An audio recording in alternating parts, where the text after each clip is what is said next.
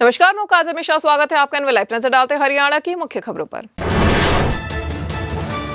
ठंड की दस्तक के साथ अपना असर दिखाता है कोहरा। कोहरे और धुंध की वजह से ट्रेनों का लेट होना हो चुकी है आम बात। कोहरे की वजह से ट्रेनों की रफ्तार पर लग जाता है ब्रेक। कोहरे के चलते विजिबिलिटी कम होने की वजह से ट्रेनों की रफ्तार हो जाती है कम। रेलवे के मुताबिक ऐसी परिस्थितियों में फॉग सेफ डिवाइस को लोको पायलट की मदद के लिए किया गया है डिजाइन। यह उपकरण सिग्नल की देता है सटीक जानकारी, जिससे सुरक्षित और निर्बाध रूप से हो सके ट्रेनों का संचालन। पंजाब से 6 दिसंबर को पैदल दिल्ली कूच करेंगे किसान, जिसके बाद हरियाणा सरकार हो गई अलर्ट। हरियाणा पुलिस के एक सीनियर अधिकारी के मुताबिक किसानों को तभी हरियाणा में दी जाएगी एंट्री जब वे दिल्ली कूच की दिखाएंगे परमिशन। उन्होंने बताया ना होगा कि वे दिल्ली में कहां देंगे धरना। इन सब बिंदुओं पर चर्चा करने के लिए हरियाणा सरकार शंभू और खनौरी बॉर्डर पर बैठे किसानों के साथ करेगी मीटिंग। जल्द किसानों को बातचीत के लिए भेजा जाएगा प्रस्ताव। सीएम नायाब सैनी ने दिया बयान कि प्रदेश में एमएसपी पर खरीदी जा रही है किसानों की सभी फसलें। किसानों को दे रहे हैं तमाम सुविधाएं, ऐसे में यहां किसान आंदोलन की नहीं है कोई जरूरत। किसानों के दिल्ली कूच पर बोलते हुए सीएम ने कहा कि पंजाब में होना चाहिए आंदोलन। जहां जहां पर कांग्रेस की है सरकार, वहां पर किसानों को करना चाहिए अपना आंदोलन।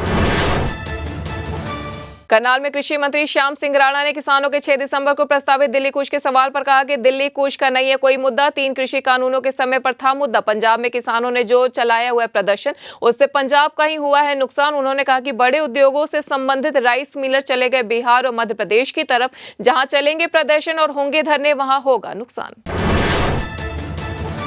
गृह और स्वास्थ्य मंत्री रहते हुए दोनों विभाग में कई प्रकार के बदलाव करने के लिए, साथ ही उनका आधुनिकीकरण करने के बाद अनिल विज अब रोडवेज और बिजली विभाग की सूरत बदलने की कर चुके हैं शुरुआत। इसी कड़ी में जहां अनिल विज रोडवेज विभाग में टूटी फूटी जर्जर बसों को जा रहे हैं बदलने, वहीं बिजली निगम में भी आधुनिक उपकरण खरीदने की तैयार करने लगे हैं योजना। हरियाणा में भाजपा की सदस्यता अभियान लक्ष्य से है काफी पीछे। 50 लाख सदस्य बनाने के लक्ष्य के मुकाबले अभी तक बन पाए हैं केवल 21 लाख के सदस्य ही। पार्टी ने इस अभियान को बढ़ा दिया है 5 दिसंबर तक आगे। माना जा रहा है कि सदस्यता अभियान पूरा होने के बाद भाजपा सरकार करा सकती है शहरी निकाय चुनाव। हरियाणा सरकार ने रविवार देर रात 44 आईएएस अफसरों के ट्रांसफर के जारी किए आदेश। हमेशा चर्चित रहने वाले आईएएस अफसर अशोक खेमका को अनिल विज के महकमे में दी गई है जिम्मेदारी। उन्हें परिवहन विभाग का लगाया गया अतिरिक्त मुख्य सचिव। आईएएस अफसर सुमिता मिश्रा को राज्य का लगाया गया होम सेक्रेटरी। खुद मुख्यमंत्री नायाब सैनी देख रहे हैं होम डिपार्टमेंट। हिसार के उकलाना मंडी में हिसार लुधियाना रेलवे लाइन पर सिरसा चंडीगढ़ रोड के ऊपर 1 वर्ष से ओवरब्रिज का चल रहा है निर्माण कार्य। अब ओवरब्रिज के गार्डर लॉन्चिंग का शुरू हो गया है कार्य। अगले 10 दिनों तक पूरा हो जाएगा यह कार्य। इस कारण ओवरब्रिज निर्माण स्थल के आसपास वाहनों को अब पूरी तरह से बंद कर दिया गया आगमन। औद्योगिक नगरी में जमीन खरीदने की इच्छा रखने वाले लोगों को अब नए सर्कल रेट से चुकाना होगा दाम। औद्योगिक नगरी फरीदाबाद सहित पूरे प्रदेश में 2 दिसंबर से प्रॉपर्टी की रजिस्ट्री कराना हो गया है महंगा। इस साल सर्कल रेट से 10 से 30% की गई है बढ़ोतरी। हालांकि साल 2023 के मुकाबले देखा जाए तो कम है यह बढ़ोतरी।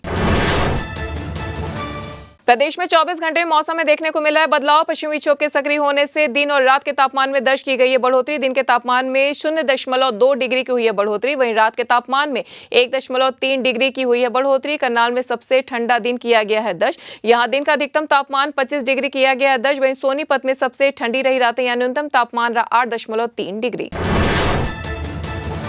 तो ये थी हरियाणा की अब तक की मुख्य खबरें। ऐसी तमाम खबरों से जुड़े रहने के लिए देखते रहिए अनवर लाइव।